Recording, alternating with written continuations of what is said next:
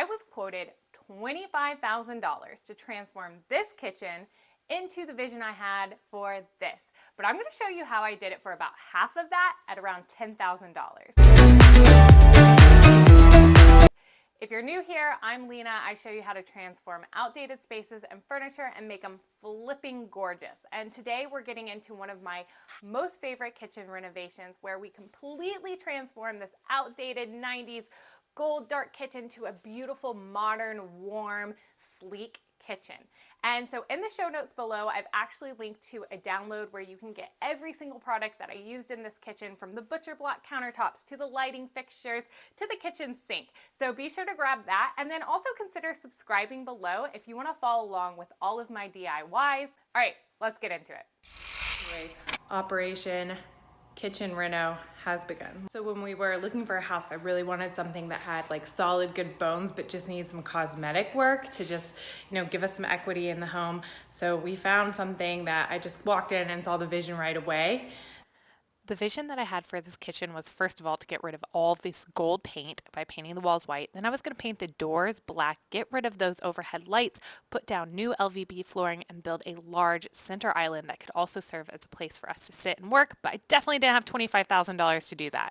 So the first thing that I did on my own was paint these cabinets. They are not solid wood cabinets, so I primed them first using the Zizner primer, and then I went over them with a white chalk paint and sealed them with the poly. I will link all of those products below. One of the very first things we did was try to start turning the existing base of the island so that we could use it to build onto. I found a remnant of quartz from a kitchen remodel that was going to be the perfect size, but we needed a base for it. My dad helped me build onto the existing kitchen island using 2x4s and these legs that I purchased from Lowe's. Now, I mentioned I bought a huge piece of quartz remnant off Facebook Marketplace for $600, and getting this thing on the island was a beast, but we were able to get it done.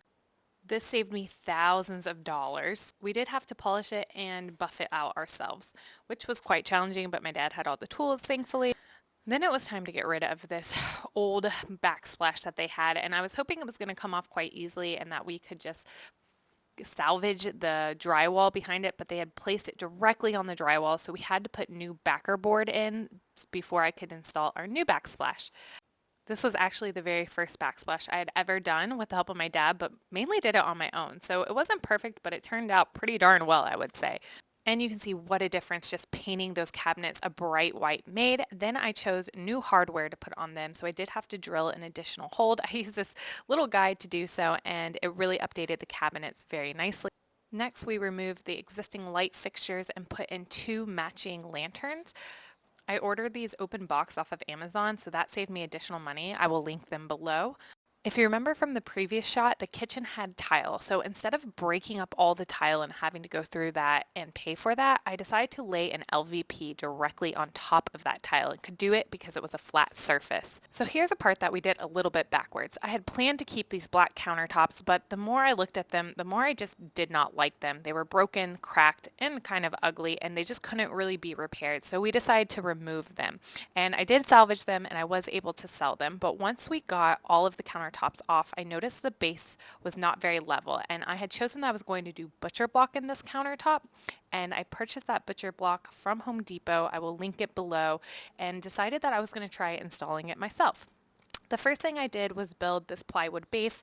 It's not necessary to do this beforehand, but because those cabinets were a little bit uneven, I just wanted a nice level surface that the butcher block could sit on top of and be screwed down from underneath and to help secure it. Go check out my other video for full details on how I installed, cut, chose, prepped these butcher block countertops. I did them all of myself. It took me about 3 days to do them, and it was actually a lot easier than I thought. Again, I got them from Home Depot. I will link it below, everything that I used for these butcher block countertops in a free download.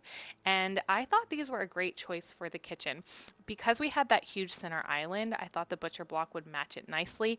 The most intimidating part was cutting out the sink, but I was able to do this with a jigsaw and the help of my brother. The sink that I purchased came with a template, so it actually wasn't too hard. We decided to do an overmount sink just to help protect the butcher block countertops from getting too wet. This is the sink that I used. This is the faucet. Again, I will link this all below. I actually chose to stain these countertops. You can choose to leave it natural or you can choose to stain it. If you stain it, you're going to want to seal them very well so that they can cure and be food prep safe. Again, in this kitchen, I really wanted to add a lot of warmth because we had that huge quartz center island and we had the white cabinet. So I thought a dark butcher block would match the floors really well. And I just think this kitchen looks like $1,000,000. And they're the lighting fixtures, the combination of the gold, the brass. We used a lot of mixed finishes, which I first felt a little bit nervous about, but I actually ended up loving. You'll see we have stainless steel appliances. I purchased those from Lowe's.